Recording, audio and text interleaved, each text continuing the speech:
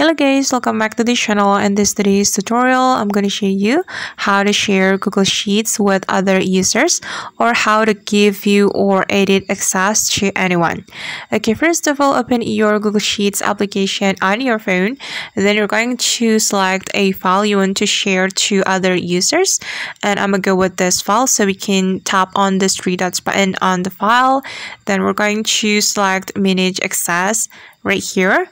And just wait for a moment. Okay, and here as you can see that my file is still restricted, so only people edit can open with the link. Then we're going to change this access. Tap on the option, then you can click on restricted, then select anyone with the link.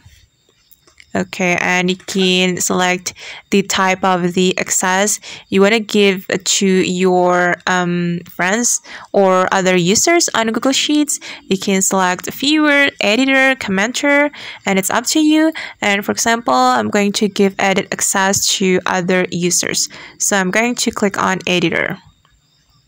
Okay, and now the permission has been updated, and we just need to go back to the previous section. And alright guys, that's how we can share Google Sheets with other users. I hope this tutorial will be useful for you. Thank you so much for watching.